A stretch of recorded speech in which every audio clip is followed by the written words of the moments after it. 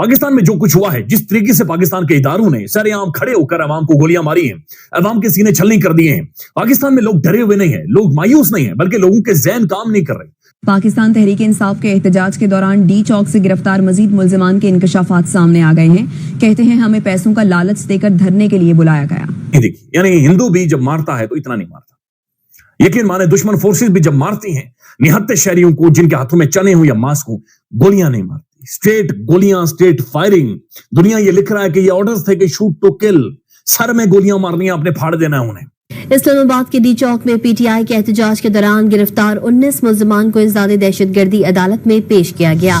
अदालत ने मुल्जिमान का 4 रोजा जिस्मानी रिमांड मंजूर कर लिया। मुल्जिमान को इज़्ज़ाद दहशतगर्दी अदालत के जज ताहिर अब्बास सुपरा के रूबरू पेश किया गया। ने पाकिस्तान की मिलिट्री एस्टेब्लिशमेंट ने पाकिस्तान के टॉप जनरल्स जो हैं उनके अहकामात पर किस तरीके से निहत्ते मासूम लोगों को गोलियां मारकर भूना गया। एक ऐसा ऑपरेशन लॉन्च किया गया है जिससे अवाम की तवज्जो हटाना मकसूद है। खबरें चलाना शुरू कर दी हैं कि बुशरा बीबी ने बड़ी किसी की इंसल्ट कर दी है। आपने सबसे पहले घबराना नहीं है, बाहसियत कौम हम इसका मुकाबला करेंगे। लोग इस सारी चीज को प्रोसेस नहीं कर पा रहे, लोग सो नहीं पा रहे, लोग सोच नहीं पा रहे, लोगों के दिमाग पाकिस्तान के अंदर बंद हो गए हैं। अब यकीन माने सबको यह पता है कि इमरान खान कमबैक करेगा और इमरान खान ने सोच समझ कर ही ये फाइनल कॉल दी थी।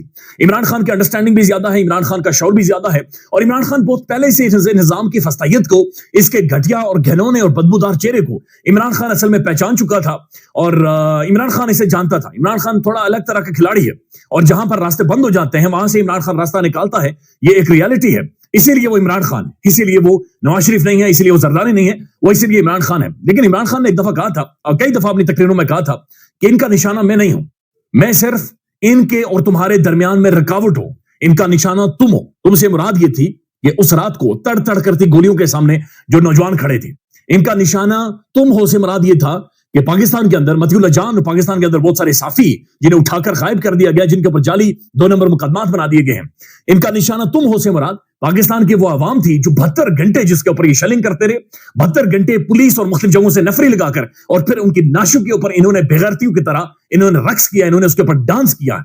घिन आती है, यकीन माने घिन आती है। इनकी तरफ देखना मैं बड़ा मुश्किल हो गया है मेरे लिए। मैं बहुत सारों की प्रेस कॉन्फ्रेंस देख सकूं या बहुत सारों के चेहरे टीवी के ऊपर आकर देख सकूं, उन्हें देखना बड़ा मुश्किल हो गया। हालांकि मेरी जिम्मेदारी है, मेरा काम यही है, बीइंग अ जर्नलिस्ट, मैंने ये सब कुछ करना है। लेकिन यकीन माने मैं अखबार में जाकर या गूगल पर सर्च करके पढ़ लेता हूं, लेकिन मैं इनके चेहरे देखकर वो प्रेस कॉन्फ्रेंस नहीं सुन सकता, मुझसे बर्दाश्त नहीं होता। यानी जिस लेवल का इन्होंने जुल्म और ज्यादती की है। अब मैं कुछ एक रद्द-ए-अमल आपके सामने रख देता हूं कि पाकिस्तान में लोग लाशें मांग रहे हैं कि ये हमारी लाशें छुपा कर लेकर गए। दूसरी तरफ हैरत यह है कि जिन लोगों को शहीद किया गया है उन्हें जब दफनाया जा रहा है तो तहरीक इंसाफ के झंडे में दफनाया जा रहा है, उनकी कब्रों के ऊपर तहरीक इंसाफ का झंडा लग रहा है। इससे पहले ये पाकिस्तान का झंडा लगता था कि कत्ल किए गए किसी भी शख्स की जो डेड बॉडी है वो लायकीन को नहीं देंगे, यानी डेड बॉडीज भी लोगों के हवाले नहीं की जा रही, डेड बॉडीज भी हवाले नहीं की जा रही।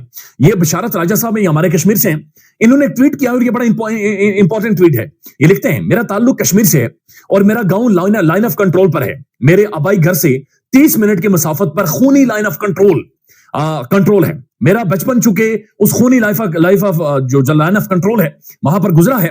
वो कहते हैं मैं सारी जिंदगी गोलियों की तड़तड़ाहट, लाइन ऑफ कंट्रोल यानी हिंदू दुश्मन फोर्सेस, भारतीय फोर्सेस, वो जो तड़तड़ाहट है, कहते हैं मैं वो सुनकर बड़ा हुआ हूं।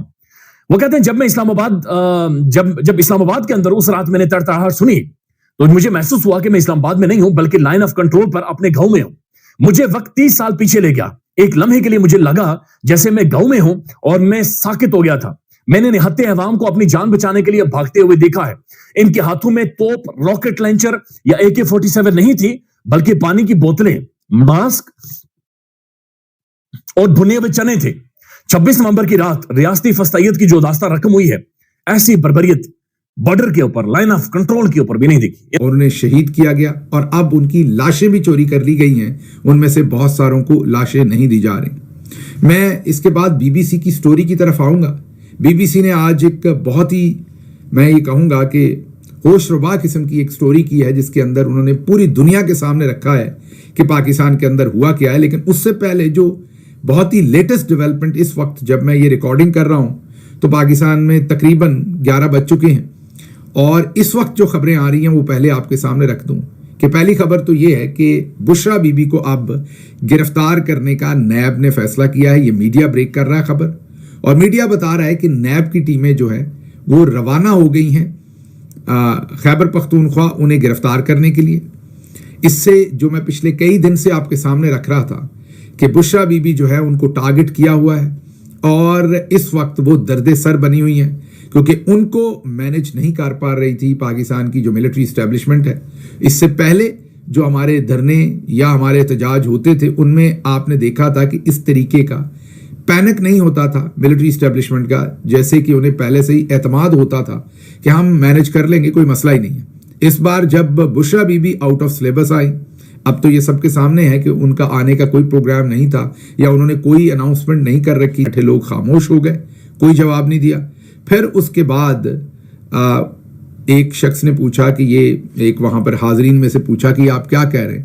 انہوں نے کہا میں یہ کہہ رہا ہوں کہ اگر عمران خان نہ رہیں تو پھر آپ کے خیال میں پاکستان میں کیا ماحول ہوگا, میڈیا کیا رپورٹ کرے گا. پھر بھی جب کوئی نہیں بولا تو وہ خود سے بولے. انہوں نے کہا کہ عمران خان کو بہت بڑا آدمی بتایا جائے گا, اسے قوم کا ہیرو بتایا جائے گا کہ اس نے کیسے قربانی دے دی, اور پھر 1 مہینے کے بعد حالات نارمل ہو جائیں گے.